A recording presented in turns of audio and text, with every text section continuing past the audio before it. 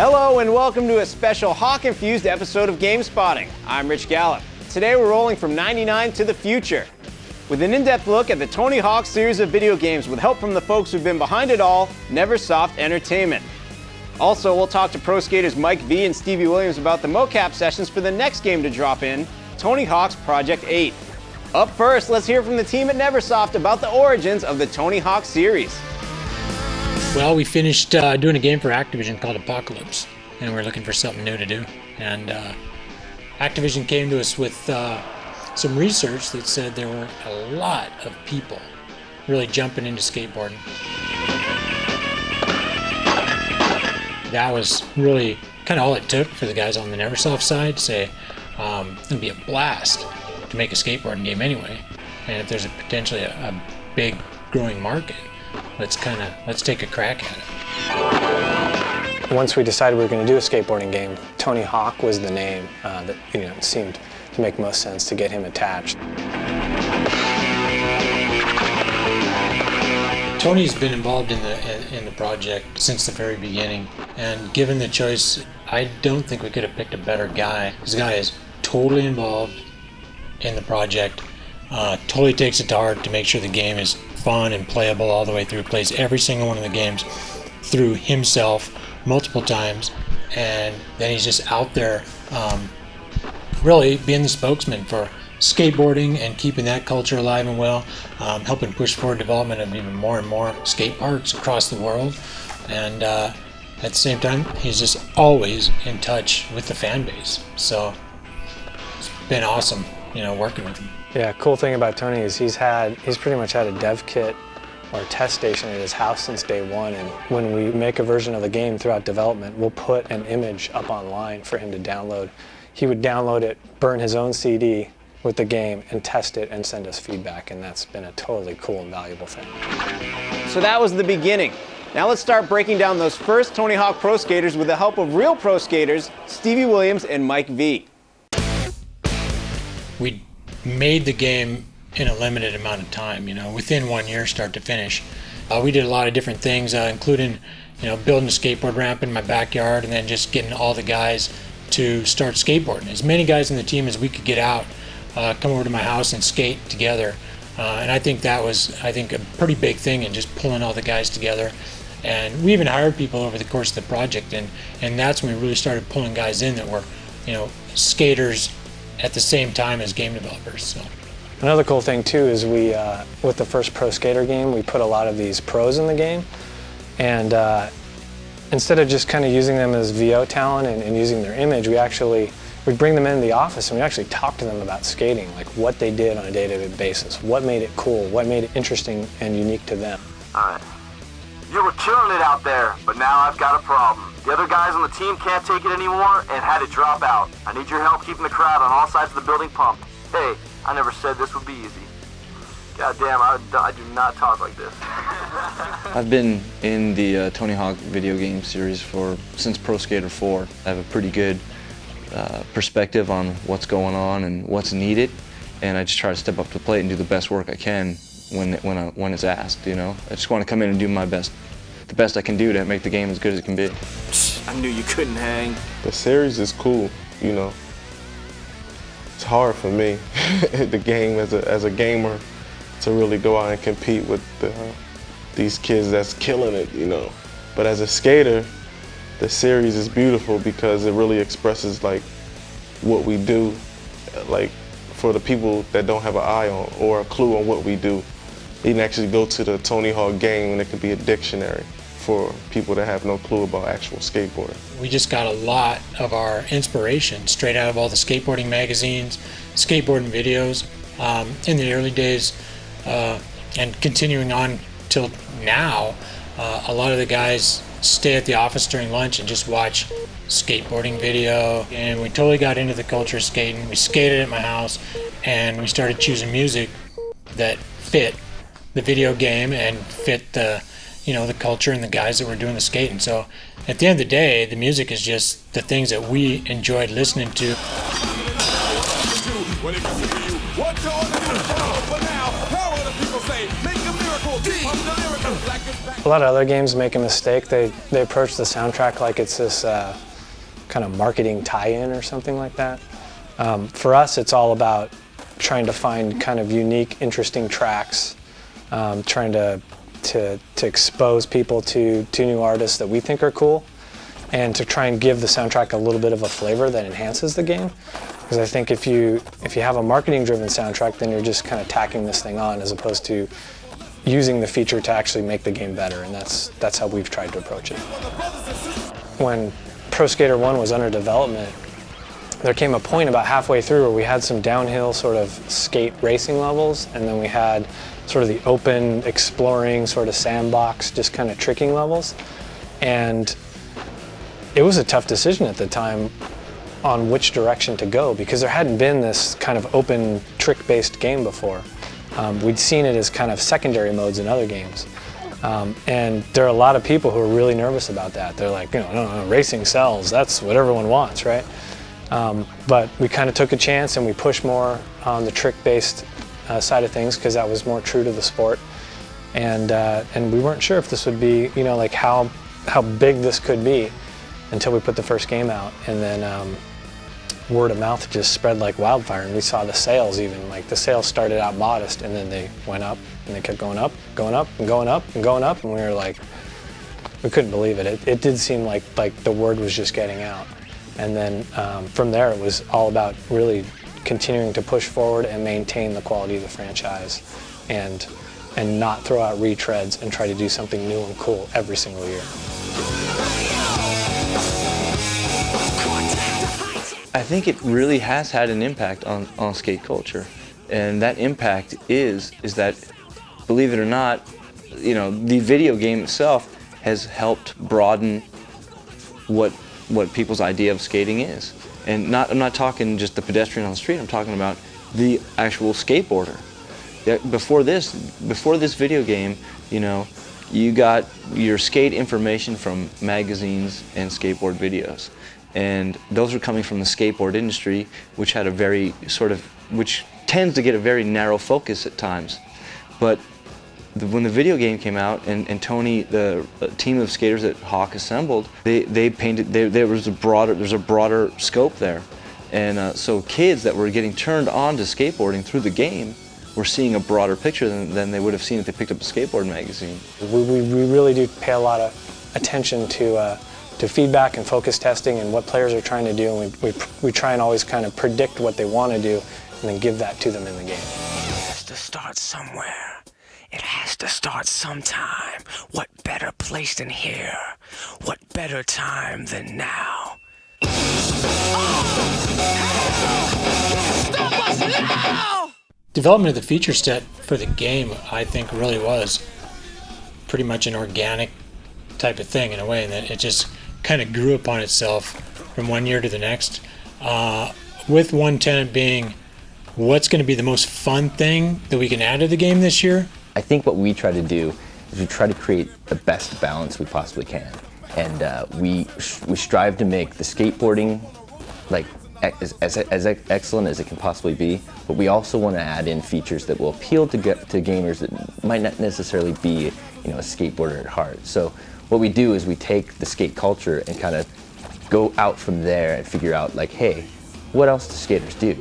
What might a gamer want to do that isn't necessarily skateboarding but also belongs in a skateboarding game?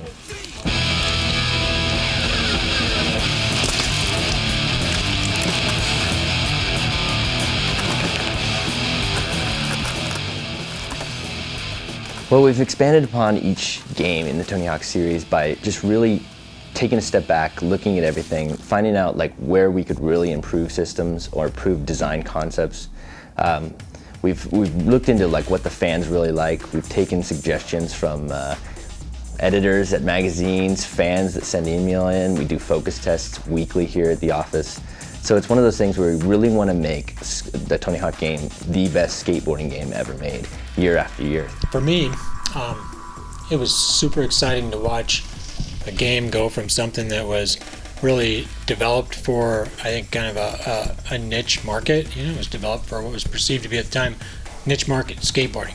And then to watch that go literally by word of mouth from niche market, as that culture in and of itself became cooler and the hipper thing to do around schools and everything, and the culture grew, and the game at the same time I think was fun enough and accessible enough. I think that was really key, that it made this leap from niche to mass market, and that was fun to watch happen from our standpoint.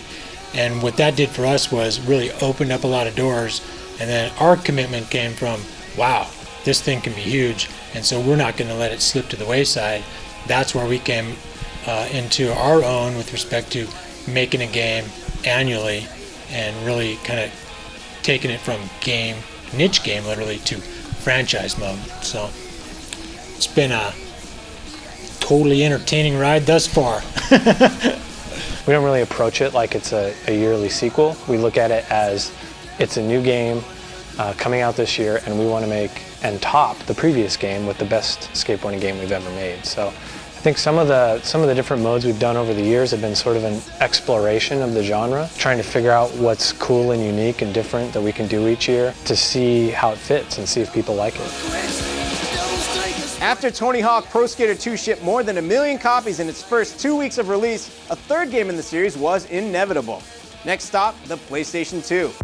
Tony Hawk 3 was a big stepping stone for us, because not only did we move the franchise into the current generation, which now seems like years ago, but it was a big step because we also decided not to just take the game and make it next gen and go forward with it, but we wanted to make it the first game online for the PlayStation 2. And that was like a huge challenge for us. Getting Tony Hawk 3 done on time to ship with the PlayStation 2 was quite frankly a miracle on 34th Street or whatever the hell you want to call it. That was a pretty crazy one, because we had some guys running down the road doing pre-engine development for us on the PS2, and we got done with Tony Hawk Pro Skater 2, checked in with them, and found out that I'm not exactly sure what the heck they were doing all that time. So we were pretty much starting from scratch in January, and with a Christmas deadline in front of us, so that was hardcore. The problem with game development is although your deadline might be at the end of the year at Christmas, you have to make your decisions way earlier in order to get the stuff done. And we just kind of made a commitment to ourselves when we were doing Tony Hawk 3 that we were going to try and push forward on the online thing. And we thought that that the hardware would be out at Christmas, right when our game hit, and it would be a great thing. Unfortunately, other people slipped on their deadlines, but we kind of just decided to stick to our guns. We already had all the online stuff up and running, and it was really cool and fun and different and unique. And we didn't want to throw it away or hold it for the next year. So on Tony Hawk 3, we actually pushed forward and supported some adapters that you could buy, at your local electronics store to try and get you online. And that was great in a way because it gave us a head start on everyone else. We started figuring out some of the key online issues and problems in advance of everyone else who kind of came into the picture later. And that knowledge has actually served us really well over the last, I guess 5 years in terms of keeping the Hawk franchise online and trying to make it cool and unique.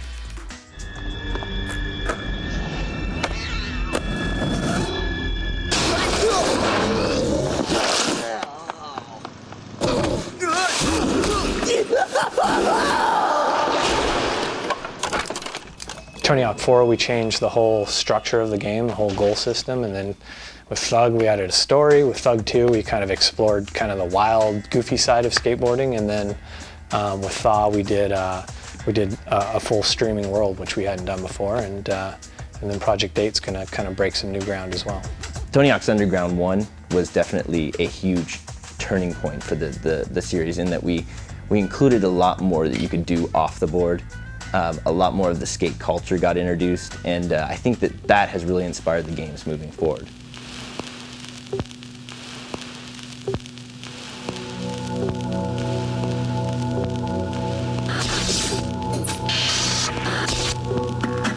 Started from Tony Hawk American Wasteland, that you can start actually falling and stressing out and just actually being like a skater. And when you want to control, you're getting frustrated, and you never know, like, you're getting mad yourself, but at the same time, like, the game is advancing so much that the actual skater that you're playing is starting to stress out.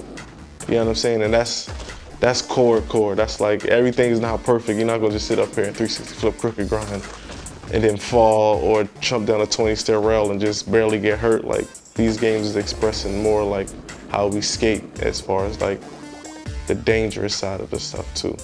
We did American Wasteland, and we did a more linear route. We did have a really involved storyline, and we kind of took the opportunity to try to expose the franchise to new players by teaching them different mechanics and different tricks throughout the gameplay. This year, we're kind of embracing both the new player and the experienced veteran. In doing so, we want to provide a lot of depth and give the gamers a lot of hours of gaming there. So what we've done is we've kind of redesigned the franchise and redesigned the way that you attack goals to be able to have multiple levels of difficulty so that we can embrace the new players and provide a really challenging game for the sick players. Another issue we face with a franchise like Hawk that's been around for so long is the players out there. We have guys who have been with our franchise for 8 years. They played every game, they know everything about it. And then we also have to kind of consider the new players, the new kids who are just getting into skateboarding and they want to play a skateboarding game, so they're new and coming into the franchise. And so it becomes a challenge to actually construct a game that kind of satisfies everyone.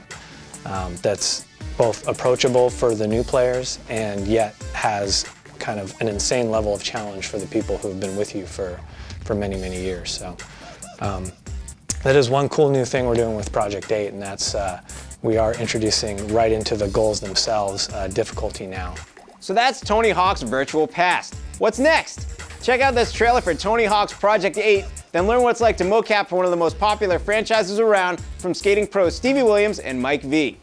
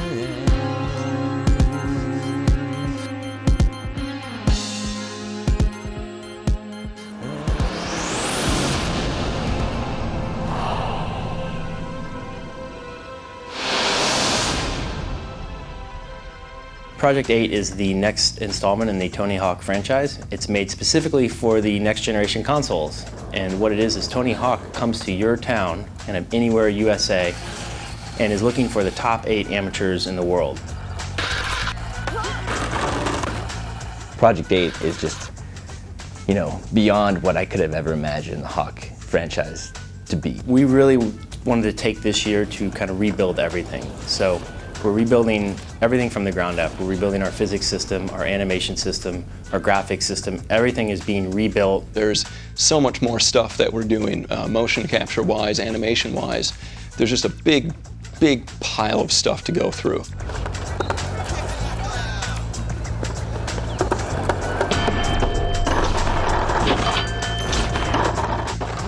We're also motion capturing all of the pros as they come in. Before, we've always wanted to get the pros in the game by having them do VO, things like that, but now we're actually getting the pros actually in the game. This was the first time I felt like I was actually working on being in the video game. In the years past, it was just the characters were built off of photographs and other video imagery, but we'd never done motion capture before, and some of the other things we've done this year are all new. So this is the first time I felt like I was really, doing something other than just being myself to get into the game,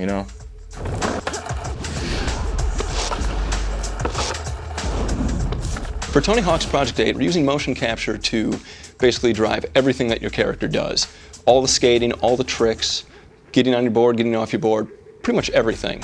Whereas before, it was all hand-keyed animation. We really wanted to put the focus on the skater. This, it's a skating game. It's about a player and a character in motion. That's what the game's about. That should be as good as it possibly can be.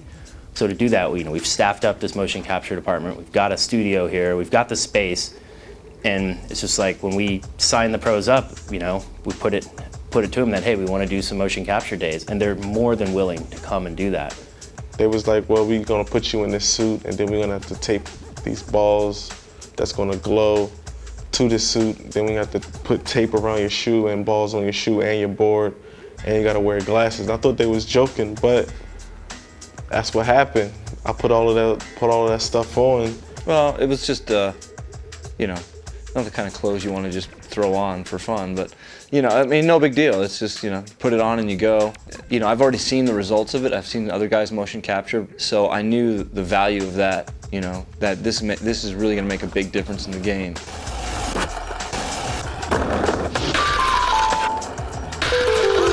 Keep it up. This year we're putting a motion capture viewer in the game as well. To be able to look at all the pros' tricks in like super slow motion and rewind and change the camera angle and everything and be able to really see what they're doing. So I think, as well as the game being awesome to play, skaters will really love and dig the motion capture viewer because they'll see exactly how Rodney Mullen did that kickflip underflip.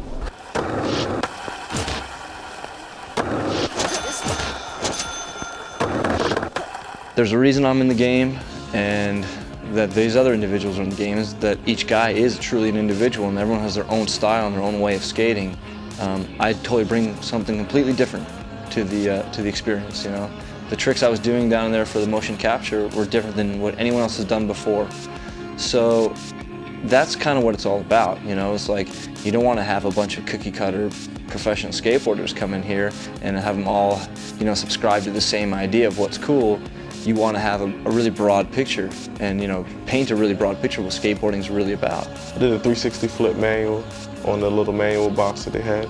I did one of my signature moves. It's called a haymaker, where it's just like a switch, pop, shove it, like half cab in the air. And I skated on the bench, crooked grind, switch, crooked grind, hill flips, nollie half cab hill flips. Regular flat ground tricks that I do, I have wired. That suit on, it was kind of like you can't really go out your way to try something, but you need to be landing something for the game.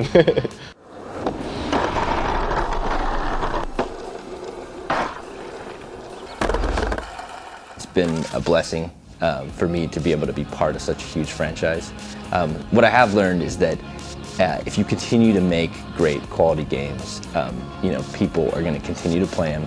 And it's going to be one of those things that inspires developers, to just do whatever they can to make the next best thing every time they release a new game. And it's been really exciting for all of us here.